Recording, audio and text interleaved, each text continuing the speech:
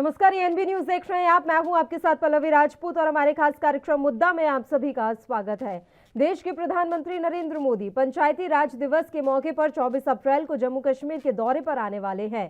कश्मीर के पाली गांव में उनका कार्यक्रम होगा। इसे देखते हुए पूरे जम्मू कश्मीर की सुरक्षा व्यवस्था कई गुना बढ़ा दी गई है। इसके बावजूद बीते 2 दिनों से यहां आतंकी गतिविधियां बढ़ गई हैं। मात्र 2 दिनों में हुई आतंकी मुठभेड़ों में अब तक कुल 6 आतंकी मारे जा चुके हैं। इसमें लश्कर तैयबा का एक कमांडर भी शामिल है, जबकि सीआईएसएफ के एएसआई भी शहीद हुए और कई जवान घायल हैं। जम्मू कश्मीर के सुजवा में शुक्रवार सुबह सुरक्षा बलों और आतंकियों के बीच चल रही मुठभेड़ में 2 दहशतगर्द ढेर कर दिए गए। वहीं एक जवान शहीद हो गया है और 4 जवान घायल हैं।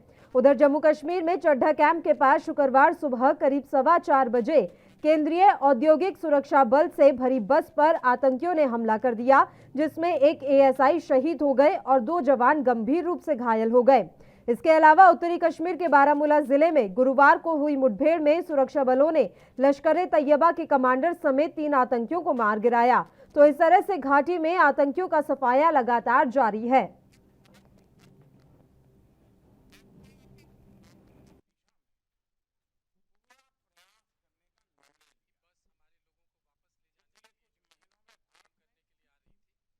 हमारे बस पे हमला हुआ और उसका हमारे लोगों ने बहुत बहादुरी से सामना किया और उसका सामना करते हुए हमारे एक एएसआई एसपी पटेल साहब की शहादत हो गई है और एक हमारे कांस्टेबल विट्ठल वो थोड़ा ग्रीवसली इंजर्ड हैं, लेकिन बाकी लोगों ने पूरी बहादुरी से उसका सामना किया, रिटेलिएट किया।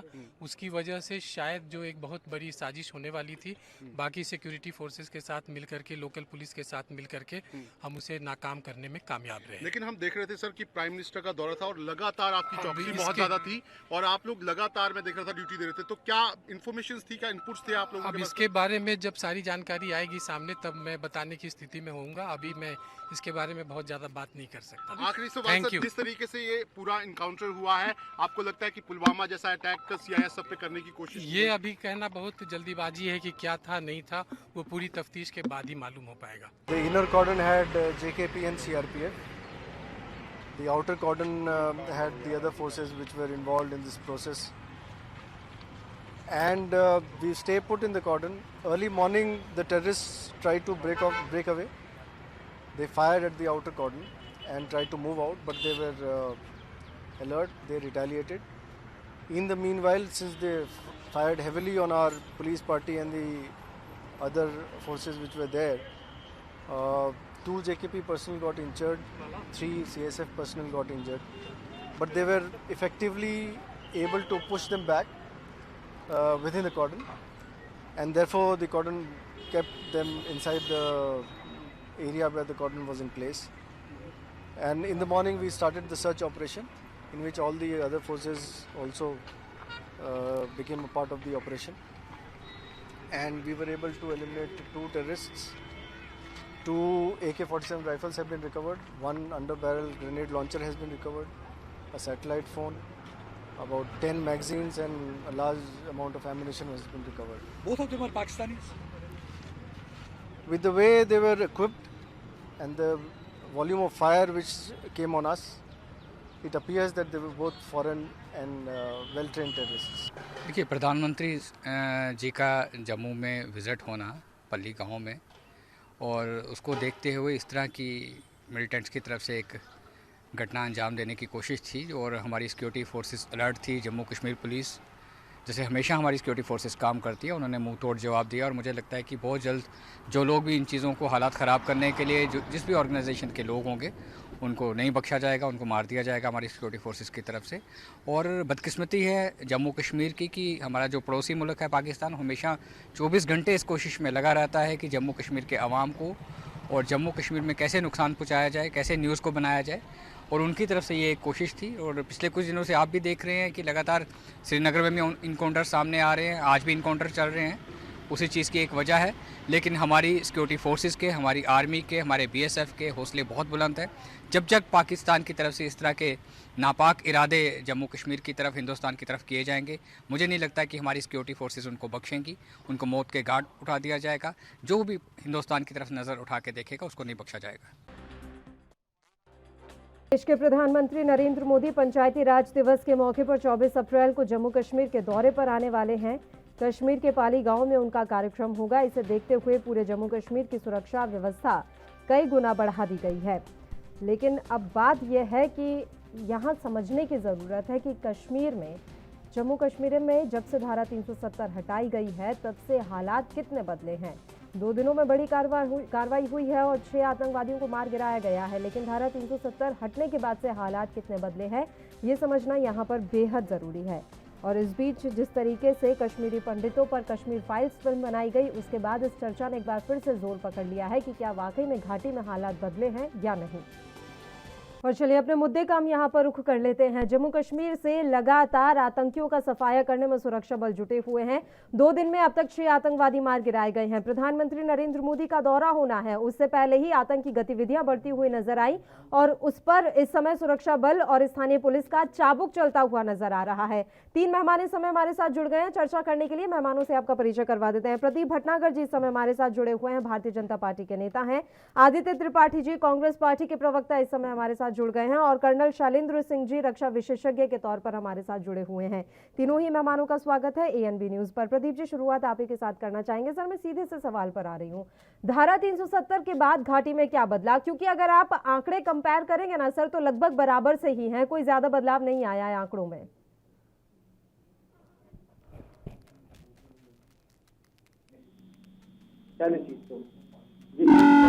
खत्म हुई है और जरूरतों को देखते जो जम्मू कश्मीर के अंदर से पूरा करा जा रहा है। जो एक आतंकवाद चरम सीमा पे था, जो पिछली सरकार अब जो अपने इसमें कामयाब नहीं रही, उस काम को पूरा करने के लिए केंद्र की सरकार ने अपनी पूरी ताकत जम्मू कश्मीर में वहां की शांति के लिए और आतंकवाद के लिए और उन्हें दुरुस्त करने के लिए लगा रखी है। और इसका ये परिणाम है कि पूरे भारतवर्ष में कहीं बम ब्लास्ट नहीं हुआ। अब जम्मू कश्मीर में बम ब्लास्ट नहीं होता है। देखिए, आतंकवादी हरकतें जो छुपे हैं चूहों की तरह बिल में, उन्हें निकालने के लिए सब चलेगा और चलता रहेगा। देखिए, ये भारत की उदारता है कि वो पहले उन्हें वार्न करती है पकड़ने के लिए और उसके बाद उसे मारती है।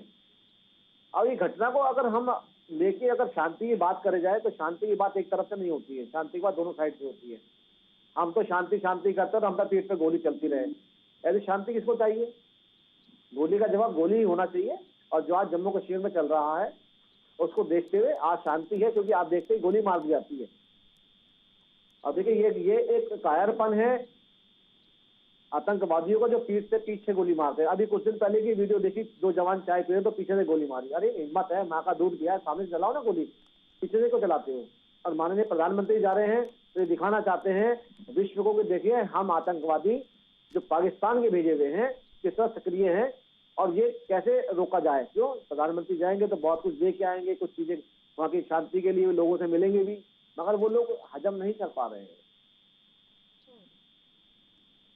आदित्य त्रिपाठी जी, प्रदीप भटनागर जी की बातों से कितना सहमत हैं आप?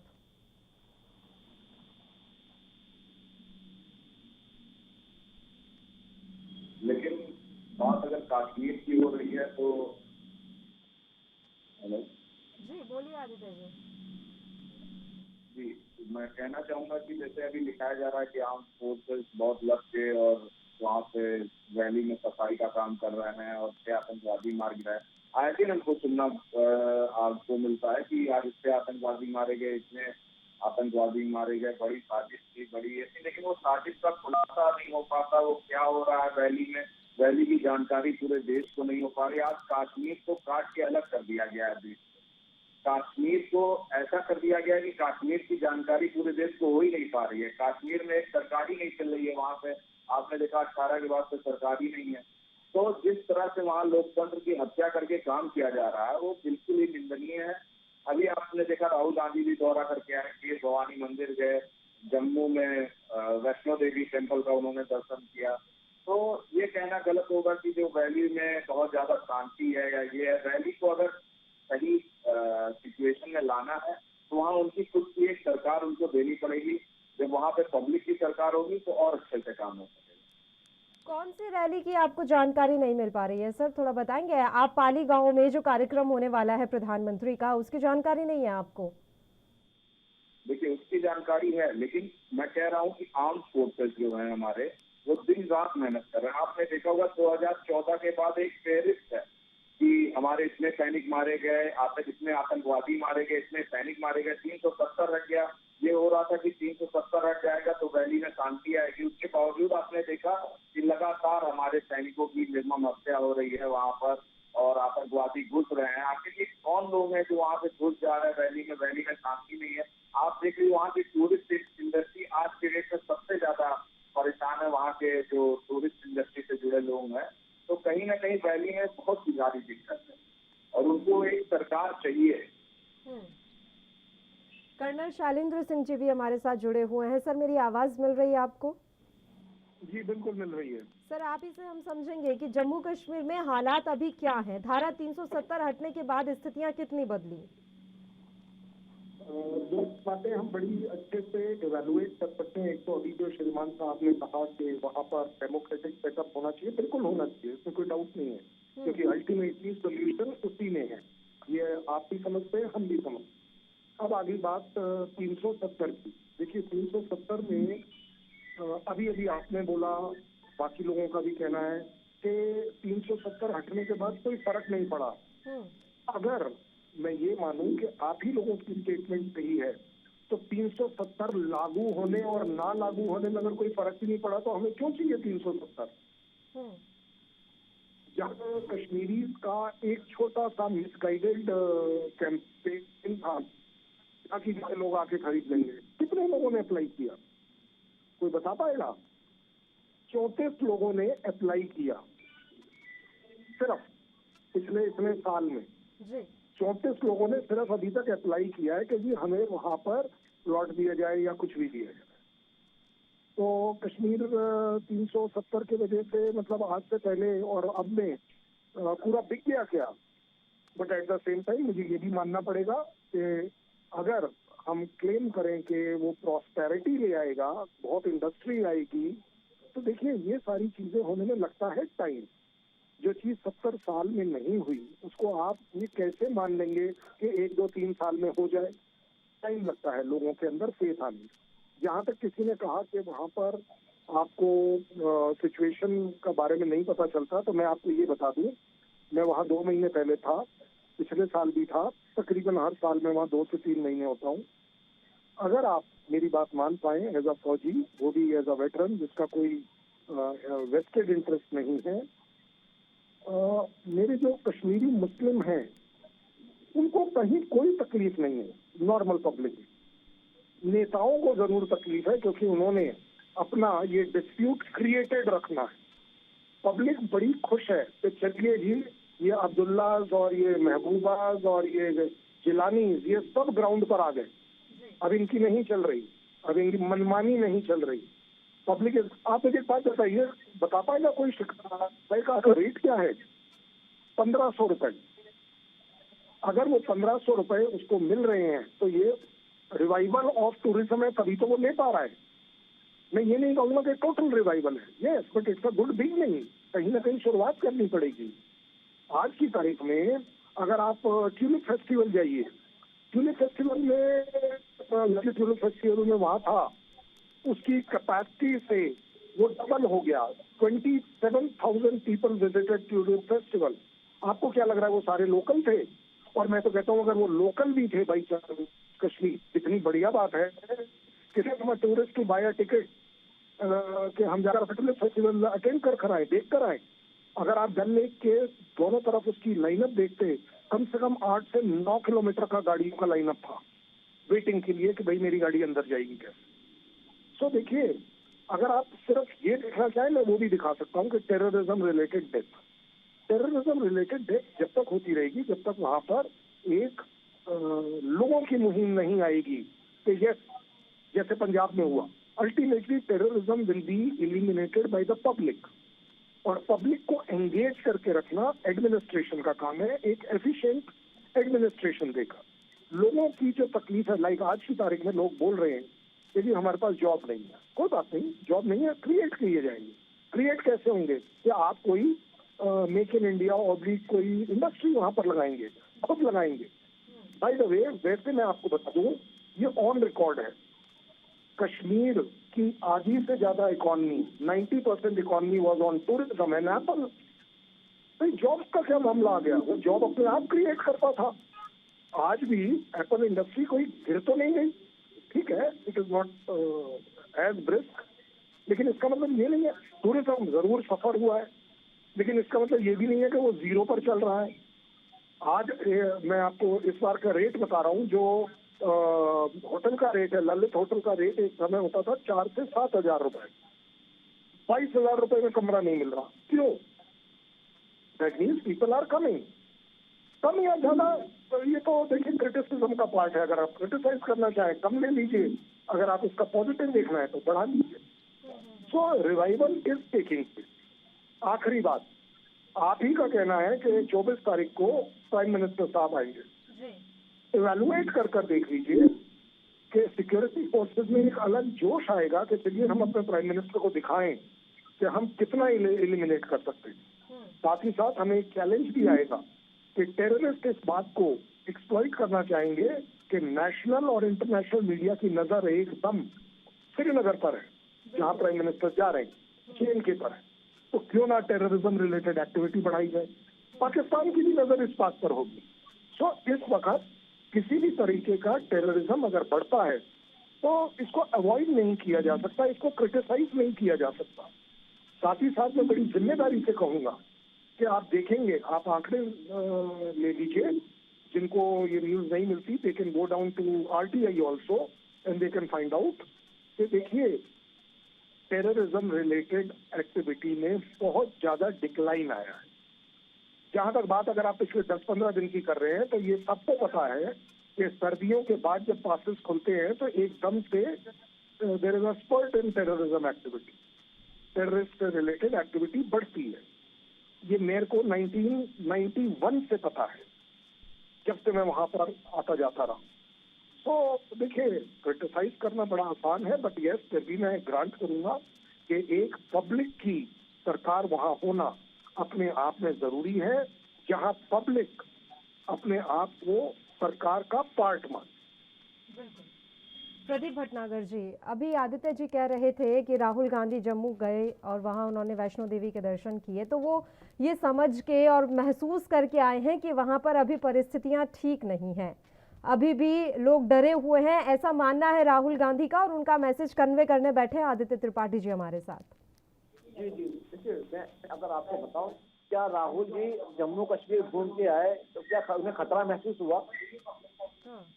क्या उन पे कोई आतंकवादी हमला या कोई स्टेटमेंट ऐसी हुई जो ये चीजें को बोल रहे हैं? देखिए ये लोग हमेशा नेगेटिव बात करते हैं, उल्टी बात करते हैं, कभी बैठ के देश हित की बात करते नहीं है। अगर ये थोड़ा अगर देश प्रेम मैं नहीं कहाँ चला गया इन लोगों का, मुझे बड़ा उनके बड़ा शर्म और अचरज होती है। जो धारा 370 लगातार एक बात कही जा रही है ना प्रदीप भटनागर जी के, वहां पर अब आप चुनाव करवा लीजिए, लेकिन परिसीमन आयोग जो भी रिपोर्ट बना रहा है या जो भी उनके द्वारा इस समय सर्वे किए जा रहे हैं उसे मानने से तो इनकार कर रही है वहां की लोकल पार्टीज। तो ऐसे में तो आपके लिए तो मुसीबत ही मुसीबत है। अब आपसे मैं समझना चाहूंगी, जब परिसीमन आयोग की रिपोर्ट ही नहीं ये लोग मान रहे हैं तो वहां के लोग किस तरीके से विश्वास कर पाएंगे आप पर। एक छोटा सा ब्रेक के लिए यहाँ पर रुक रहे हैं, ब्रेक के उस पार आपसे सर जवाब जरूर लेंगे, जल्द हाजिर होंगे।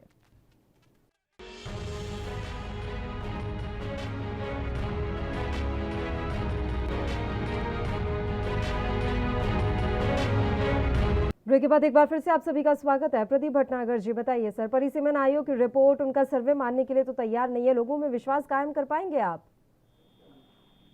देखिए ये विपक्षी दल वो है दल जो गुफ्फार दल बनाते हैं और हमेशा देश के विरोध में काम करते हैं, और जिसमें जिनके मुखिया कांग्रेस है। पहली चीज ये तो कुछ भी आप इनके लिए कर लीजिए, इसमें हमेशा अपोजिट और गलती लगेगा, पहली चीज। दूसरी चीज मैं अगर बताऊं, देखिए जो जो जो आयोग इस काम को कर रहा है तो ऑब्जेक्शन मांगता है इसके बाद कि आप लोग कहीं में कोई गलत है तो उसे बताइए, इसे ठीक करेंगे। ऐसा नहीं, नोटिस निकाला जाता है बाकायदा, और एक नहीं 2-3 बार निकाला जाता है। जितने भी चुनाव के जितने भी दल हैं सब दल इसमें अपने आपत्तियां दर्ज कराते हैं ठीक करने के लिए। हाँ, अगर आप पूर्ण रूप से विरोध करो, आप विरोध उसका नहीं कर रहे हैं, आप विरोध कर रहे हैं केंद्र सरकार का। आप तो कुछ स्पष्ट कहना चाहते नहीं निर्वाचन आयोग को, आप तो कहना चाहते हो केंद्र सरकार को हर चीज के बारे में। क्यों आप चाह रहे हो कि धारा 363 चालू हो? क्योंकि जो कांग्रेस धारा 370 लाई वो हटाने का विरोध उसने करा। कोर्ट कौन गया? सुप्रीम कोर्ट कौन गए? कांग्रेस गई। अपने मैनिफेस्टो में किसने डाला, कांग्रेस डाल के पुनः 370 वापस लेके आएंगे। अब इनकी मंशाएं देखिए ना क्या है। अगर ये चुनाव तो बोल रहे हैं, अब चुनाव में परिसीमन होने चाहिए, या तो इसका मतलब ये है कि इनको संभवता ये है कि अगर चुनाव लड़ते तो जीतेंगे नहीं। चीजें बहुत कुछ हैं आप सामने, क्योंकि स्पष्टीकरण पे आ नहीं रहेंगे।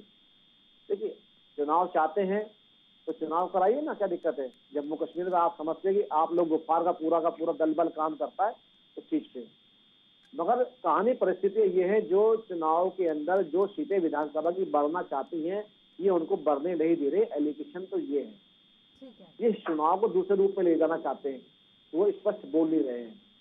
और मैं तो धन्यवाद देना चाहूंगा कि जो कश्मीर के दलों का, जिन्होंने बहुत चीजें विपक्ष में रह के भी और विरोध में बोली है, कम से कम पता तो लग रहा है देश को कि कौन हमारे देश में कौन विदेशी है। ये सब गद्दार लोग हैं, इन पे कोई विश्वास नहीं कर सकता। जम्मू कश्मीर में आज पत्थरबाजी क्यों नहीं हो रही है? क्या फंडिंग पहले कांग्रेस करती थी क्या? अब शांति क्यों है? हमारे सेनाओं में पत्थर पहले चलता था, लड़के नई उम्र के गोली चलाते थे, पत्थर चलाते थे। आज शांति तो क्या लगता है मुझे, कांग्रेस के लोगों को, गुफ्फार दल को वो शोभा नहीं दे रहा है। उन्हें चाहिए पत्थरबाज लोग चाहिए उन्हें। ये देखिए, ये चीज अगर देश हित में कोई चीजें हो रही है तो उनका साथ देना चाहिए हमेशा। विपक्ष में त्रिपाठी जी शायद हिंदुस्तानी ना हो, तो मैं समझता हूँ जैसे शुरुआत उन्होंने अपने वक्तव्य की करी, तो मैं तो समझ रहा था शायद एक हिंदुस्तानी के नाते, भारतवर्ष के नागरिक होने के नाते, कि जम्मू कश्मीर के विषय में कुछ अच्छा बोलना, शुरुआत अच्छा बोलेंगे और चीजें की शुरुआत करेंगे। बिल्कुल विरोध करें, अच्छी बात है, मगर शुरुआत में कम से कम आप जो हमको जनता, हमें भारतवर्ष के लोग सुन रहे देख रहे हैं, कम से कम उनके पास से संदेश अच्छा चला जाए। इतना तो आप विपक्ष में बैठ के अच्छा बोल लीजिए। बात जम्मू कश्मीर की नहीं है, बात जम्मू कश्मीर पे तो जिसकी निगाहें गड़ी हैं दुश्मन की, बात वो है। और आप उसको भला बोल के आप उसको प्रोत्साहन दे रहे हैं, किसको? पाकिस्तान को। आदित्य आप त्रिपाठी देखें, जी, आपको कहाँ से लग रहा है कि वहाँ के लोग सर डरे हुए हैं? राहुल गांधी को ऐसा क्या महसूस हो गया? और दूसरी बात, आप कह रहे हैं कि वहां पर आम चुनाव करवाइए। आम चुनाव के लिए प्रक्रिया चल तो रही है, परिसीमन आयोग को अपना काम कर तो लेने दीजिए।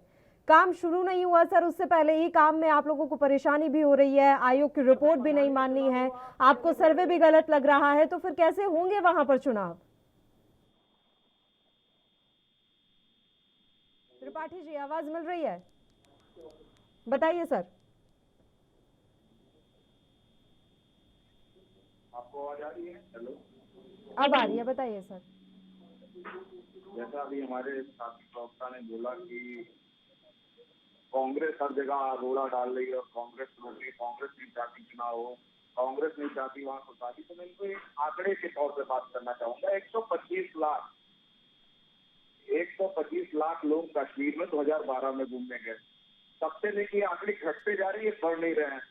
14 में इनकी सरकार आई और वहाँ के लोग जो लोकल या जो टूरिस्ट पे डिपेंड है, जैसे शिकारा इंडस्ट्री, आपको बता दूं जब लॉकडाउन लगा पूरे देश में, सबसे ज्यादा अफेक्टेड वो लोग हुए जो छोटे छोटे टूरिस्ट का काम करके, जैसे शिकारा चलाना हुआ और वहाँ टूरिस्ट गाइड, ये सब कितने परेशान हुए वहाँ के लोकल लोग, केवल इसलिए कि एडमिनिस्ट्रेशन वहाँ पर केंद्र सरकार शासन कर रही है और वहाँ कोई उनकी खुद की सरकार नहीं। उनको कितना परेशान होना पड़ा। 370 की बहुत ज्यादा तारीफ करते हैं, ठीक है, 370 हटाने के बाद अगर आपको हटाना था तो आपने कितने वहाँ के लोकल से राय ली, किसका आपने किया? आप बताइए। 1 साल तक वहाँ के लोगों का आपने मोबाइल बंद रखा, मीन्स उनको नेटवर्क नहीं दिया कि वो अपनी बात समाज में कहीं कह सके। आपने उनको देश से काट के रखा। और रही बात पाकिस्तान की, आप ये बताएं सर, आप अब मुझे ये बताएं कि 370 लागू करने से पहले आपने वहां के लोगों से राय ली थी क्या कि धारा 370 हम लगा दें? और उससे भी बड़ी बात ये कि नेटवर्क बंद ना करते, नेट बंद ना करते तो क्या करते? उनको खुला छोड़ देते, जो यहाँ पर बैठकर ये कह रहे हैं कि पाकिस्तान से बात कर लीजिए शांतिपूर्वक। आप ये चाहते हैं कि महबूबा मुफ्ती जैसी सरीखी नेत्रियां लोगों को भड़काने का काम करे? आप इसमें साथ देना चाहते हैं तो बात अलग है। पल्लवी जी, महबूबा मुफ्ती के साथ सरकार बनाई किसने? क्या अब सरकार में है? मैं आपसे पूछ रही हूँ सर, क्या अभी है वैसी स्थिति? लौट रहे हैं आपके पास इस समय पुलिस अधिकारी, क्या कुछ कह रहे हैं सुनाते हैं। डिप्लॉयमेंट लगी हुई थी पुलिस की और सीएसएफ की, उन्होंने स्ट्रांगली रिटेलिएट किया और वहां पर फायरिंग जो आतंकियों की तरफ से हुई, दहशतगर्दों की तरफ से हुई, उसमें हमारे कुछ जवान जख्मी हुए और उसी में हमारे जो एएसआई एसपी पटेल जी भी शहीद, जो बाद में जिनकी शहादत हुई, इनको भी वहाँ पर जख्म लगे। और हम लोग जम्मू कश्मीर पुलिस की तरफ से, तमाम फोर्सेस की तरफ से, हमारे ऑफिसर्स और जवानों की तरफ से इनके परिवार के लिए अपनी संवेदनाएं प्रकट करते हैं और इनको श्रद्धांजलि अर्पित करते हैं कि इन्होंने अपने मुल्क के लिए जहां पर ड्यूटी को अंजाम देते हुए अपनी जान की आहुति दी। सर, ये टेररिस्ट कहाँ से थे? लोकल थे कि? तो जम्मू कश्मीर के डीजीपी दिलबाग सिंह इस समय जवाब दे रहे थे। आपको बता दें कि सीआईएसएफ की बस पर आतंकी हमला हुआ है और इसी को लेकर दिलबाग सिंह इस समय तमाम जानकारी साझा करते हुए, चलिए एक बार फिर से हम चर्चा की शुरुआत कर लेते हैं। बताइए त्रिपाठी जी, क्या करते? अगर इंटरनेट बंद नहीं करते तो फिर भड़काऊ भाषण, भड़काऊ बातें और पत्थरबाजी, यही सब देखने को मिलता। आप लोगों ने तो ये तक कह दिया था ना कि 370 हटेगा तो खून की नदियां बहेंगी। हमें तो कहीं बहती हुई दिखाई नहीं दी खून की नदियां। आपकी गली से कहीं से निकल रही हो तो बात अलग है। मैं आ रही हूँ, एक मिनट सर, वापस आऊंगी मैं। प्रदीप जी, भारतीय जनता पार्टी को लगता था कि राम मंदिर का डिसीजन आएगा तो मुस्लिम सड़कों पे उतरेंगे, दंगा करेंगे। कहीं उन्होंने किया दंगा? नहीं हुआ। उससे विपक्ष खुश था और सत्ता को नाराजगी थी कि नहीं, लोग कहीं हंगामे नहीं हुए जो ये चाहते थे। ऐसे ही 370 पे भी कुछ नहीं होता। अयोध्या में कड़ी सुरक्षा से लेकर तमाम प्रियंका गांधी कर रही थी क्या? आप कुछ भी बोल रहे हैं। सीएम योगी आदित्यनाथ ने वहां पर क्या कुछ किया, चलिए आप ही मुझे जानकारी दीजिए। जब राम मंदिर का फैसला आया उस समय सरकार किसकी थी? उसके अलावा अयोध्या में किस तरीके से सुरक्षा बल की तैनाती की गई, ये तमाम जानकारी अब आप ही मुझे देंगे आदित्य त्रिपाठी जी। जी, तैनाती की गई, लेकिन कहीं भी कोई भी खबर आई कि लोगों ने उपद्रव मचाने का इसलिए ही नहीं आई सर, क्योंकि सुरक्षा बलों ने वहां पर मुस्तैदी से मोर्चा संभाला हुआ था, बिल्कुल वैसे ही जैसे धारा 370 हटाने के टाइम पर जम्मू कश्मीर में संभाला गया था। तो जब धारा 370 हटाने के टाइम पर आपको वो चीज गलत लग रही है तो अयोध्या वाली आपको सही क्यों लग रही है सर? देखिए, वहां पे नेट बंद किया गया था क्या अयोध्या में या आसपास के कहीं भी नेट बंद किया गया था? लोगों को बोलने का मौका दिया। किसी ने गलत बयानबाजी थी? किसी ने कोई गलत बयानबाजी नहीं थी। सबने जो सुप्रीम कोर्ट का डिसीजन आया उसका स्वागत किया। और रही बात 370 की, तो वहाँ लोकतांत्रिक ढंग से आप बताइए किस नेता को वहां पे छोड़ा गया? सबको गिरफ्तार करके बंद कर दिया गया। अच्छी बात है सर, मैं आपको बार बार वही कह रही हूँ। फारूक अब्दुल्ला, महबूबा मुफ्ती, ये लगातार एक ही बात तो कहते हैं, पाकिस्तान से बात कर लीजिए, पाकिस्तान से बात कर लीजिए। अच्छा चलिए बताइए क्या बात करें पाकिस्तान से, आप ही बताइए आदित्य त्रिपाठी जी। मुझे लग रहा है आप भी यही चाहते हैं कि हमें बातचीत कर लेनी चाहिए। देखिए, हमारे पार्टी का स्टैंड क्लियर है। हमने कभी भी पाकिस्तान से इन्वॉल्वमेंट की बात ही नहीं की। पाकिस्तान कौन जाता है? तो ऐसे नेताओं का क्या करें सर, ऐसे नेताओं का क्या करें? आपकी पार्टी ये भी तो स्टैंड क्लियर करे ना। अपने दौरे पे नहीं गए। जब अटल बिहारी वाजपेयी जी प्रधानमंत्री थे वो पाकिस्तान जाते हैं, नरेंद्र मोदी जी प्रधानमंत्री होते हैं वो पाकिस्तान जाते हैं। पाकिस्तान को लेके तो हमारे स्टैंड क्लियर है कि वी आर अगेंस्ट देम। आपने देखा, हमने एक आतंकवादी पकड़ा और पूरा दुनिया सब जानते हैं कि किस तरह से अफजल को हमने फांसी दी। और सब जानते हैं। यहाँ पे आप बताइए कि इतनी बड़ी बड़ी आतंकवादी गतिविधि हो जा रही है और अभी तक उस पर कार्रवाई क्या हो कोई नहीं जान पा रहा है। क्या हो रहा है देश में, क्या हुआ? आप पाकिस्तान का चेहरा बेनकाब नहीं कर पा रहे हैं। और कितना बेनकाब होगा सर चेहरा? एक बात बताएं, आपको तो सर्जिकल स्ट्राइक पर भी सवाल उठाने होते हैं, फिर आपको ये भी कहना होता है कि आप पाकिस्तान का चेहरा बेनकाब नहीं कर पा रहे। आतंकवाद के मसले पर आपकी पार्टी क्या करना चाहती है, क्या कहना चाहती है, ये क्लियर नहीं हो पा रहा है। आतंकवाद को लेकर हमारा एक और फाइनल डिसीजन है कि आतंकवाद को हम कभी भी पनपने नहीं देते और बढ़ावा नहीं देते। जब कश्मीर में कांग्रेस की सरकार रही हो या देश में कांग्रेस की सरकार रही हो, कश्मीर खुशहाल रहा है। वहाँ पे आतंकवादी गतिविधि घट जाती है, वहाँ पे लोकतंत्र बहाल हो जाता है, वहाँ के लोग शिक्षा के प्रति जाते हैं। आप बताइए, वहाँ के लोग आज शिक्षा भी काटे से नहीं दे पा रहे हैं। प्रदीप भटनागर जी, थोड़ा सा बताइए क्या कह रहा था, समझ सुन नहीं पाया मैंने। उनका ये साफ तौर पर कहना है सर कि आपने वहां इंटरनेट बंद करके रखा और अभी हालात ऐसे हैं कि वहां के लोगों को शिक्षा भी ढंग से नहीं मिल रही है। तमाम नेताओं को आप लोगों ने नजरबंद कर दिया और जब यूपीए सरकार में जम्मू कश्मीर खुशहाल था, वहां के लोग शिक्षा ग्रहण करने भी जा रहे थे, सब कुछ वहां पर ठीक था। 2012 के बाद के वो आंकड़े बता रहे हैं कि वहां पर पर्यटन सीजन में इतनी कमी आ गई है आप लोगों की नीतियों की वजह से, और जम्मू कश्मीर देश से कट गया है। वहां पर क्या होता है क्या नहीं होता है किसी को कोई खबर नहीं। देखिए, मैं तो पहले सजेशन दूंगा कि कांग्रेस को अपना राष्ट्रीय कार्यालय जम्मू कश्मीर में बना लेना चाहिए और सारे नेताओं को सबको साल 2 साल वहाँ रहना चाहिए, पता लगे वहाँ क्या हो रहा है सारी चीज। मैं ये एडवाइस देने के लिए, क्योंकि जो मुफ्ती परिवार है ये सब इनके अपने परिवार है इनका, और सारी इस चीज की खबर आती है इनको, ये सब जो भी है। और दूसरी चीज, अभी जो अयोध्या जी की बात कर रहे थे, मैं सुन रहा था अभी, थोड़ा सा आप बता रहे अयोध्या जी के बारे में, क्या थोड़ा सा बता देंगे कि जब राम मंदिर का डिसीजन आया तो पूरे भारतवर्ष में क्या और पूरे उत्तर प्रदेश के अंदर सुरक्षा किस तरीके की थी, कहाँ दंगा फसाद हुआ, कहीं लाठी चली, तो बताएं। जम्मू कश्मीर के अंदर जो लोग जम्मू कश्मीर की शांति से खिलवाड़ कर रहे थे, जो अपनी राजनीतिक रोटी सेक रहे थे और पाकिस्तान से पैसा लेके आतंकवाद को फैला रहे थे, आज ये उनके मुंह पे तमाचा है धारा 370 हटाना।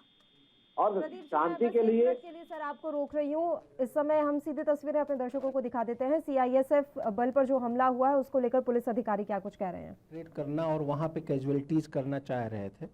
आउटर कॉर्डनिंग में सीआईएसएफ था जिसने जो है उनका आतंकवादियों का सबसे पहले सामना किया और उनको जो है वहाँ से भागने पे मजबूर किया और बाद में जो है वो आतंकवादी मार गिराए गए। सर, प्रधानमंत्री जी भी संडे को जम्मू में रहेंगे, जा रहे हैं, उनकी विजिट शेड्यूल्ड है। उसके पहले सारी इंटेलिजेंस एजेंसीज और बाकी जो भी सुरक्षा एजेंसीज हैं, बाकी सीआईएसएफ, सीआरपीएफ सभी वहाँ तैनात है। सर, ऐसे में ये अटैक हो जाना सीआईएसएफ की टीम में, सर कितनी गंभीरता है? और प्रधानमंत्री जी की विजिट जो है वो तो निश्चित है कि सुरक्षा का जो है उच्चतर स्तर वहाँ पे मेंटेन ही किया जाता है और उसके लिए जो संबंधित एजेंसीज हैं वो सब चाक चौबंद हैं। ये घटना जो है इसका रिलेशन उससे कोई बहुत ज़्यादा जुड़ता नहीं दिखता।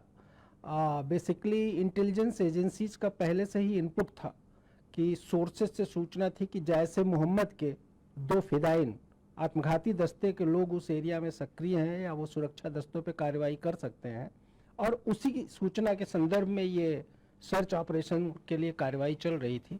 और संभावना यही है कि वो जो संसूचित दोनों आतंकवादी थे वही जो है मार गिराए गए हैं। सीआईएसएफ पे उन्होंने ये अटैक किया और सीआईएसएफ ने उनको जो है काउंटर करते हुए बहादुरी से भगाया और आगे वो घेर के मारे गए। ये जरूर मैं कहना चाहूँगा कि सीआईएसएफ के बल सदस्यों की त्वरित कार्यवाही के चलते ही बड़ी घटना उस एरिया में होने से टल गई और उसको हम अवॉइड करने में पूरी तरह सक्षम रहे। सर, जो एसआई साहब जो शहीद हुए हैं वो कहाँ के रहने वाले थे, और बाकी जो सुरक्षाकर्मी जो घायल हुए हैं उनकी अभी हालत कैसी है? और वो हमारे एएसआई एसपी पटेल अब स्वर्गीय हो चुके हैं, वो मध्य प्रदेश के सतना के निवासी थे, और दूसरे जो बल सदस्य हैं उसमें से एक सदस्य को यहाँ चेस्ट में बुलेट इंजरी हुई है, लेकिन कोई वाइटल उनका ऑर्गन डिस्टर्ब नहीं हुआ है, तो खतरे से वो फिलहाल बाहर बताए जा रहे हैं। और बाकी जो 5-6 लोग हैं उनको माइनर इंजरीज है, स्प्लिंटर्स की इंजरीज हुई हैं, तो उनका सब उपचार चल रहा है और उम्मीद है कि वो कल तक हॉस्पिटल से डिस्चार्ज हो जाएंगे। सर, इस तरह के सरप्राइज अटैक या फिदाइन के बाद में जो आपकी बाकी जो 13 कंपनियां जो जम्मू कश्मीर में तैनात है उनमें कोई अलर्ट साउंड या उनको और एक्स्ट्रा कॉशियस रहने के लिए कोई निर्देश दिए गए? ये एक निरंतर प्रक्रिया है। वैसे तो मतलब एक तयशुदा एसओपी है, उसके अनुसार हम लोगों को खासकर जो होस्टाइल एरियाज हैं जहाँ पे इस तरीके की गतिविधियाँ हैं तो वहाँ तो अलर्टनेस हम लोग अव्वल दर्जे का ऐसे ही मेंटेन करते हैं। आज की घटना भी उसी अलर्टनेस और हमारी तैयारी का ही जो है एक पहचान है कि हम लोग तैयार थे और तुरंत रिटेलिएट किए, और वो आत्मघाती दस्ते थे, वो बड़ा नुकसान कर सकते थे, संभावना यही था, लेकिन फिर भी हम लोग उससे अपने को बचा पाए और ना अपने को दूसरे सुरक्षा एजेंसियों को भी बचा पाए। तो वो तैयारी तो रहती है, फिर भी जब ऐसी कोई घटना हो जाती है तो उसके बाद के जो मानक और प्रचालन प्रक्रियाएं हैं उसको हम लोग और दुरुस्त करते हैं, उसको रिलुक करते हैं, और अगर उसमें कोई और संशोधन जरूरी है तो उस विधि को अपनाते हैं।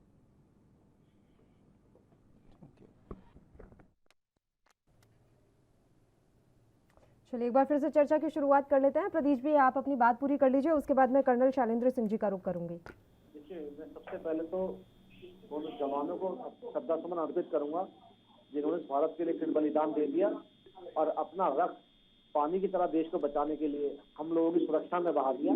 मैं उनको नमन करूंगा। मगर कांग्रेस जैसे लोग ही, कांग्रेस ही जैसे लोग ये बैठे हैं, ये जो लोग उदाहरण हर चीज का एक सबूत मांगते हैं और आज भी इन पे शब्द नहीं। आज ये वैली कर दे, वैली के ही आतंकवादी हैं जो पाकिस्तान से आए थे और वही लोग हैं जिन्होंने जवानों पे हमला किया और जवानों ने हमले का जवाब दिया, किस लिए कि हम लोग सुरक्षित रहे। मगर इन लोगों को जरा सा दुख और अफसोस नहीं है। शायद मैं तो कहूँ हमारे देश के अंदर भी अपना गल्फ कंट्री की तरह कानून बन जाए तो शायद हो सकता है जितने भी नेता भारत विरोध में बोलते हैं, भारत विरोधी बातें, इनको चौराहे पे लटका दिया जाए, चाहे वो किसी पार्टी का क्यों ना हो। जो जवान जो वो तो हमारे बार बार एक ही बात कहते हैं कि महबूबा मुफ्ती की पार्टी के साथ कौन सरकार चला रहा था, उन्होंने तो पकड़ लिया है ना, अब इतिहास कैसे मिटाएंगे आप? हाँ, मैं बिल्कुल जवाब देता हूँ। हमने महबूबा मुफ्ती जी के साथ अगर हमने सरकार बनाई तो इसलिए बनाई कि प्रदेश के हम अपने जम्मू कश्मीर के अंदर शांति स्थापित कर सके, एक अच्छी सरकार चला सके। जो सरकार आतंकवादियों के साथ खड़ी हो, जो सरकार सपोर्ट कर रही हो पत्थर वालों को, हमने उनका साथ नहीं दिया। और हम उस समय भी विधानसभा के अंदर पारित कराना चाहते थे कि परिसीमन हो, जिसका विरोध कर रही थी मुफ्ती जी। हमने इस चीज के लिए विरोध करा और देखिए हमने कंप्रोमाइज नहीं करा, इस्तीफा दे दिया। अगर हम भी सत्ता के लोभी होते जैसे महाराष्ट्र के अंदर है तो हम भी 5 वर्ष तक जम्मू कश्मीर में सरकार चलाते होते। सत्ता शासक का यही फर्क है कि आपके डिसीजन क्या है। आज विकास की बात करते हैं ना बैठ के, चलिए पूरे देश के अंदर कहाँ विकास हो रहा है, कहाँ पे क्या हो रहा है, 200 किलोमीटर ट्रेन में घूम के आइए, लोकल ट्रेन के अंदर पता लगेगा हमारे देश में क्या काम, क्या स्ट्रक्चर बन रहा है, क्या नहीं बन रहा है। हम अगर आतंकवाद की बात करते हैं तो आतंकवाद में ये उदाहरण मानते हैं ये लोग।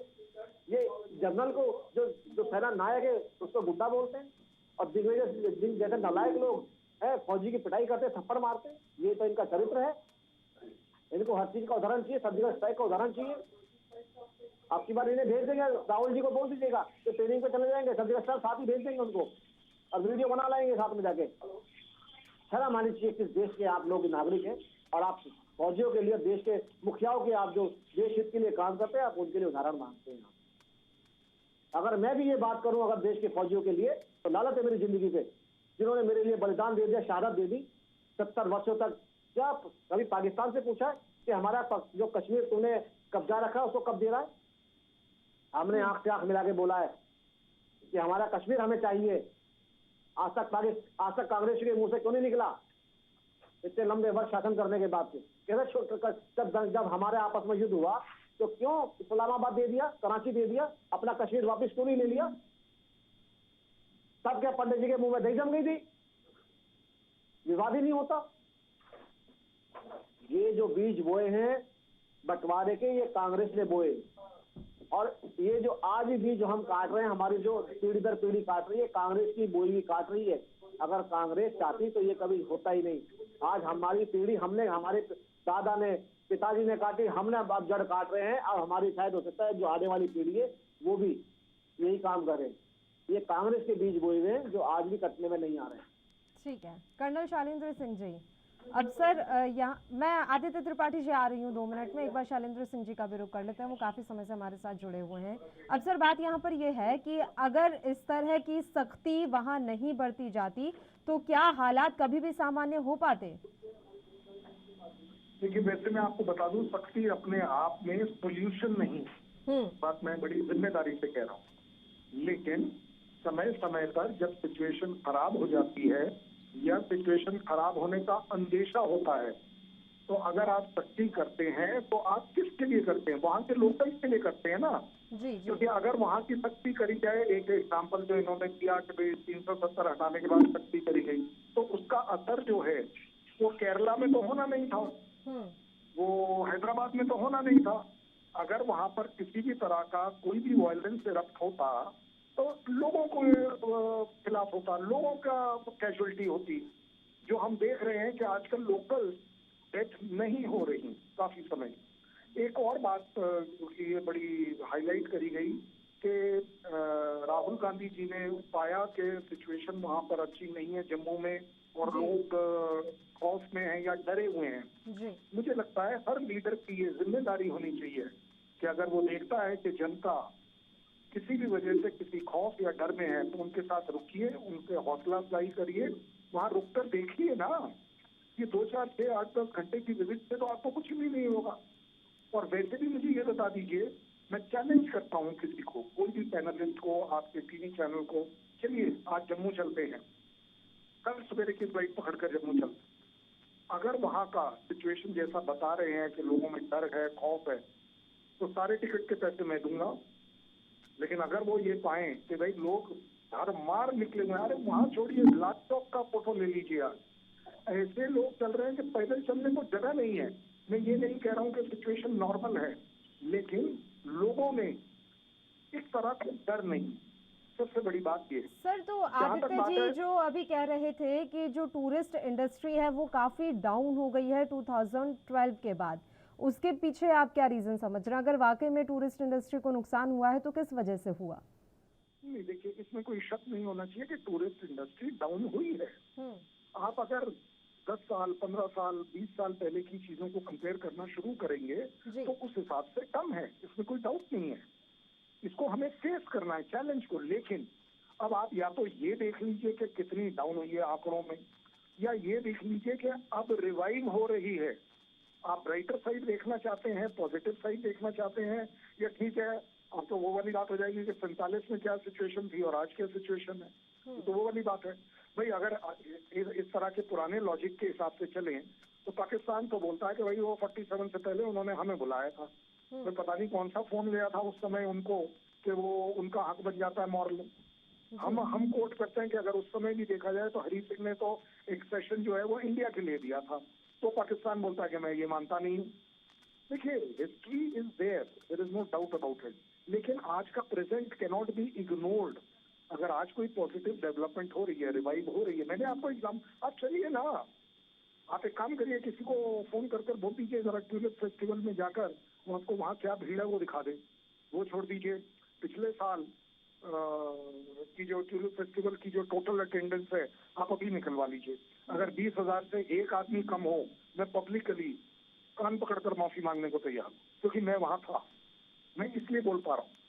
तो देखिए स्टोरी का ये सबसे बड़ी बात यह है कि यस, लोगों की पॉपुलर गवर्नमेंट वहां जरूर आनी चाहिए। किसी ने अभी बात करी कि चलिए आपने मुफ्ती मोहम्मद का, वो महबूबा का हाथ पकड़ा, पैर पकड़ा, क्या पकड़ा मुझे नहीं पता, लेकिन आपने गवर्नमेंट बनाई। देखिए कई बार ये वही वाली बात है, अगर पब्लिक के लिए ये सेक्रीफाइस करना भी पड़े, कंप्रोमाइज करना भी पड़े for a short term duration, कि चलो किसी तरह let us give democracy a chance, इसमें कोई डाउट नहीं है कि that chance was given, and वो चांस में हमने देख लिया कि ये सक्सेसफुल नहीं है।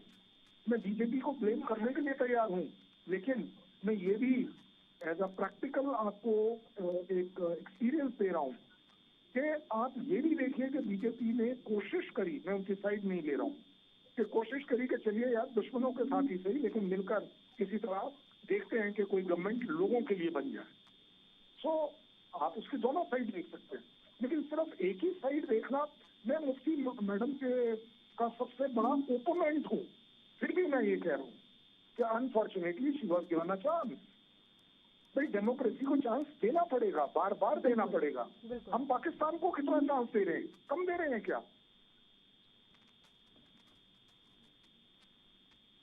ठीक है, त्रिपाठी जी।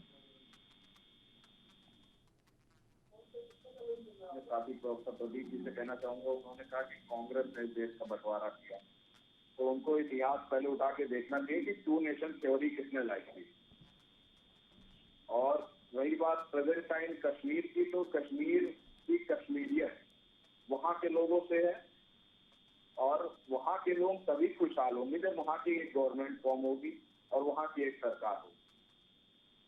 जिस तरह से आतंकवादियों का सफाया हो रहा है, इसमें कोई किस वक्त नहीं है, मुझे कोई डाउट नहीं है कि हाँ सरकार लगातार वहां सफाया कर रही है, लेकिन अगर वहां का डेवलपमेंट चाहिए तो वहां की एक गवर्नमेंट फॉर्म करना ही पड़ेगा, और वो जल्द से जल्द इलेक्शन करवा के ही हो सकता है। और प्रतिमन करवाना चाहिए, प्रतिमन नहीं करवाना चाहिए, वो चीज आज केंद्र शासित राज्य है, वो केंद्र सत्ता में है वहां पर, तो केंद्र जो चाहे वो कर सकता है, लेकिन एक बहाना विपक्ष पे डाल जाना ये बीजेपी की पुरानी परंपरागत आदत रही है कि जो भी काम में वो नाकाम होते हैं तो विपक्ष पे ठीकरा फोड़ते हैं।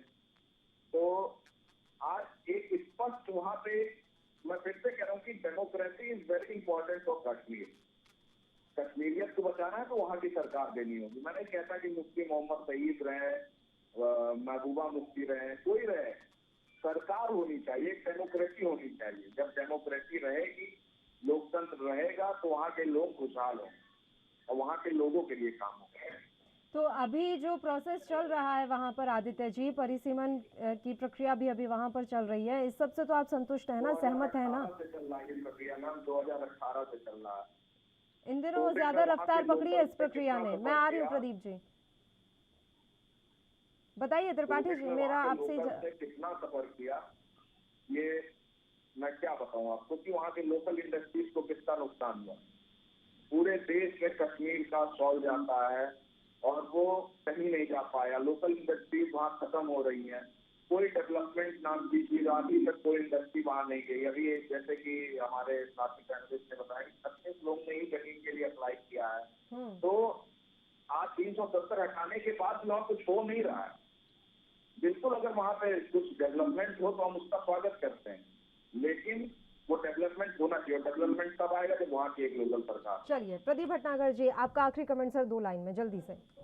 देखिए मैं ये कहना चाहता हूँ कांग्रेसियों को तो इस समय पूरा विरोध में बोलना चाहिए आतंकवादियों के, और ये मुंह दबा के बोल रहे हैं। ये देखिए इन्हें तो शर्म आनी चाहिए कि इनके राष्ट्रीय कार्यालय में खुद बम ब्लास्ट हुआ और कितने कार्यकर्ता कांग्रेस के मारे गए। इन्हें दुख नहीं है। पुणे बम ब्लास्ट ये नहीं याद करते, आजमगढ़ बम ब्लास्ट ये याद नहीं करते, दिल्ली के सरोजिनी नगर बम ब्लास्ट ये याद नहीं करते, कनॉट प्लेस बम ब्लास्ट ये याद नहीं करते।